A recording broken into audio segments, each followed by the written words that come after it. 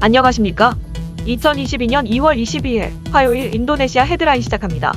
첫 번째 소식입니다. 인도네시아 코로나19 확진자가 총 514만 9,021명으로 늘어났으며 이 중 사망 14만 6,202명, 완치 448만 1,909명으로 집계되어 2.8%의 치사율을 보이고 있습니다.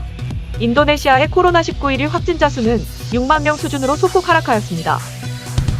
코로나 확산이 지속적으로 증가하고 있는 상황에서 조코위 대통령은 지방자치단체장들에게 예방접종의 가속화와 보건 규정 강화가 코로나를 통제하는 열쇠라고 강조했습니다. 이어 백신 종류에 관계없이 2차 접종이나 부스터샷의 접종 속도를 높이는 것이 제일 중요하며 마스크 착용, 거리 두기 등 보건 규정의 중요성을 대중에게 다시 알리고 개인 위생의 철저를 기할 수 있도록 지도해야 한다고 덧붙였습니다. 한편 인도네시아의 코로나는 오미크론 변이가 우세종이 되었다고 판단하고 있으나 유전자 염기서열 분석 환경이 열악하기 때문에 정확한 감염 사례 및 수치에 대해서는 아직 불분명한 상황입니다. 코로나 태스크포스 대변인은 자카르타의 코로나 환자 병상 점유율이 66%에 도달했다고 발표하며 의료 시스템이 압도될 가능성에 대한 우려를 제기했습니다. 또한 자카르타의 중환자실의 경우 35%의 점유율을 보이고 있습니다.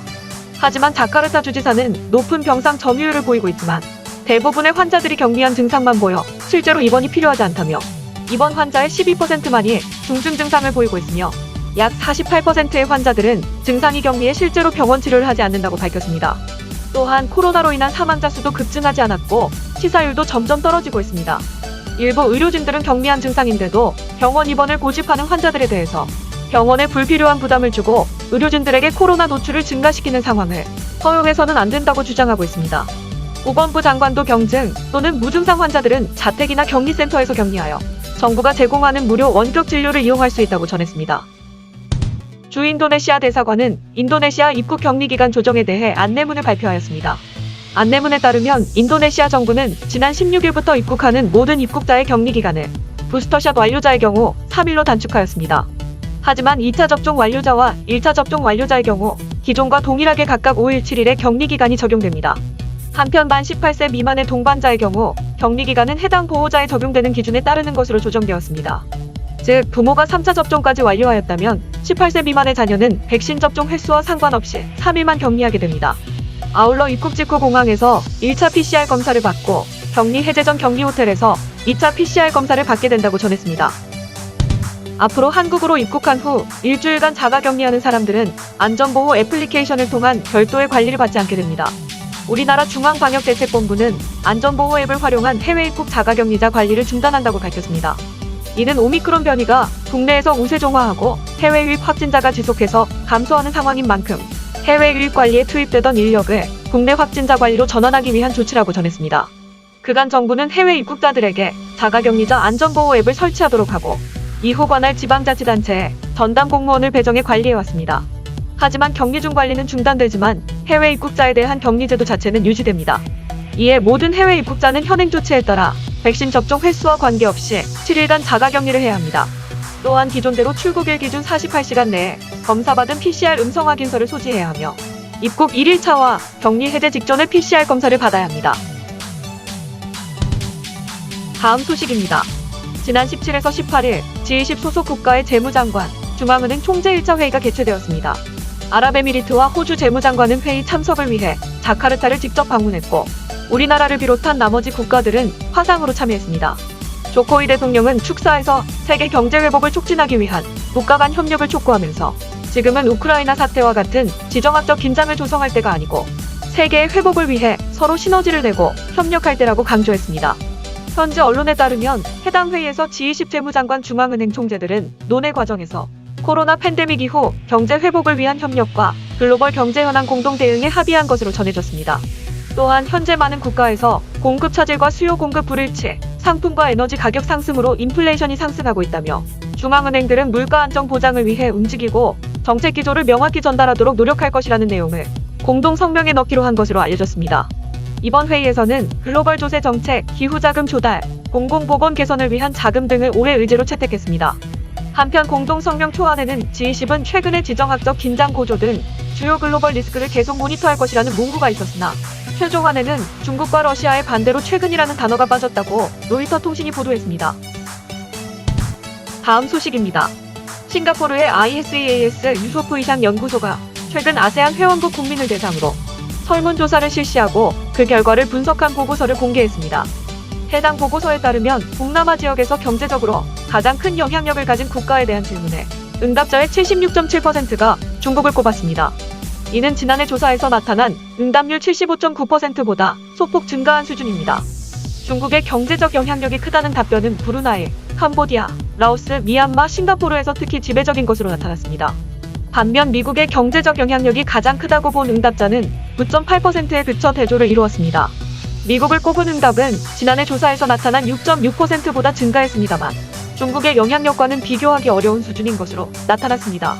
아세안 영내에서 중국의 경제력이 압도적으로 강하다는 인식과 아울러 중국 경제적 패권주의를 우려하는 시각도 만만치 않은 것으로 나타났습니다.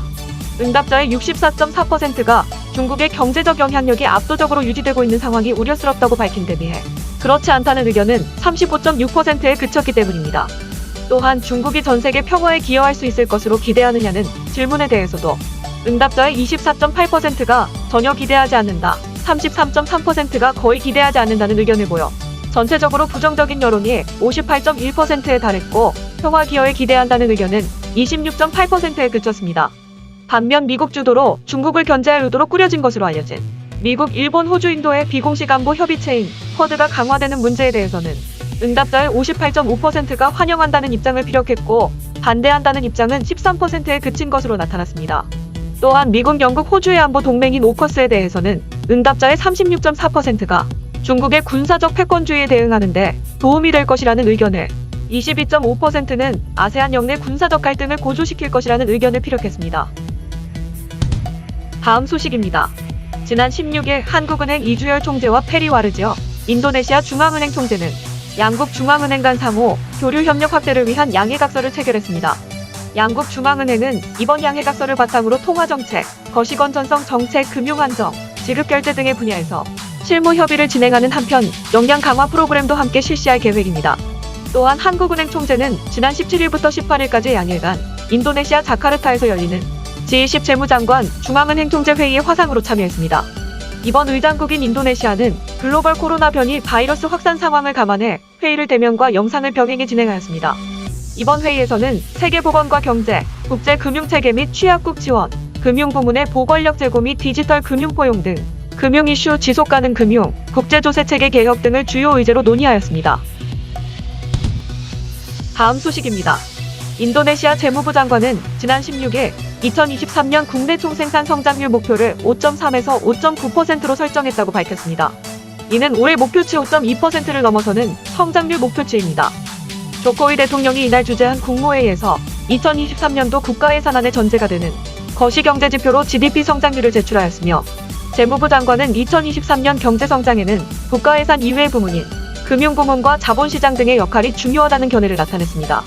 또한 국무회의에서는 포괄적이며 지속가능한 경제로 전환을 위한 생산성 향상을 2023년도 국가예산의 재정정책과 정부사업계획의 테마로 설정하였습니다. 한편 경제조정부 장관은 2023년의 항목별 GDP 성장률에 대해 개인 소비가 5.1%, 투자가 6.1%, 수출이 6.0에서 6.7%로 예측하였으며 정부는 이 밖에도 2023년의 거시경제지표로 실업률을 5.3에서 6.0%, 소득 격차를 나타내는 대표적인 지표인 지니계수를 0.375에서 0.378, 빈곤율을 7에서 8% 등으로 설정했다고 밝혔습니다. 다음 소식입니다. 현대자동차가 인도네시아에서 소형 스포츠 유틸리티 차량 크레타를 공식 출시한 지 3개월 만에 사전 예약이 3,000대를 돌파했습니다. 현지 자동차 매체는 현대자동차가 크레타를 지난해 11월 가이킨도 인도네시아 국제오토쇼에서 공개한 후에 예약이 증가했고 2월 중순까지 실제 주문량 2,000대에 예약은 3,000대를 넘어섰다고 보도했습니다. 현대자동차에서 판매하는 현대 크레타는 6종류의 모델로 구성이 되며 소비자 가격은 자카르타 지역 기준으로 2억 7,900만에서 3억 9,900만 루피아 수준입니다. 현대 크레타는 스마트 스트림 1.5리터 가솔린 엔진으로 구동되며 최대 출력 113마력 및 14.3의 토크를 생성합니다. 한편 현대자동차는 크레타를 더 알리기 위해 인도네시아 전역의 140개 이상의 지점에서 익스피리언스 현대 크레타라는 시승 이벤트를 열어 소비자들이 크레타를 직접 체험하고 평가할 수 있는 기회를 제공해주고 있습니다. 다음 소식입니다. KB증권이 인도네시아 벨버리증권에 4천억 루피아를 투자해 지배주주가 되고 KB벨버리증권으로 리브랜딩을 추진합니다. 벨버리 증권 사장은 이번 투자로 인해 순조정 운전 자본이 5천억 루피아 이상인 인도네시아 최고 증권사가 되려는 벨버리 증권의 비전이 실현될 것이라고 말했습니다. 이는 8,690억 루피아의 예치금을 보유한 경쟁 증권사와 맞먹는 금액입니다. KB증권은 올 1분기 내에 인도네시아 법인을 출범시킬 예정이며 자회사인 벨버리 자산운용도 손자회사로 편입할 예정입니다.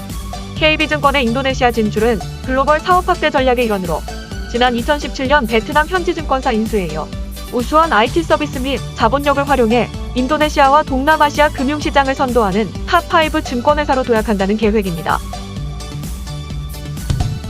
다음 소식입니다. 인도네시아 여배우 로라 바스키가 제72회 베를린 국제영화제에서 최우수 조연상을 수상했습니다. 그녀는 베를린 국제영화제에 출연 영화가 출품된 것만으로도 축하할 일이었는데 전혀 기대하지 않았던 은곰상을 수상할 수 있게 되어 영광이고 행복하다며 초현실적인 느낌이 든다고 덧붙였습니다.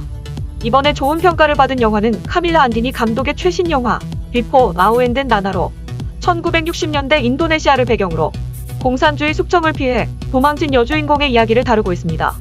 한편 해당 영화는 앞서 2021년 부산국제영화제에도 초청을 받았으며 APM 2021 CJ E&M 어워드를 수상한 바 있습니다. 시청해주셔서 감사합니다. 다음 시간에 뵙겠습니다.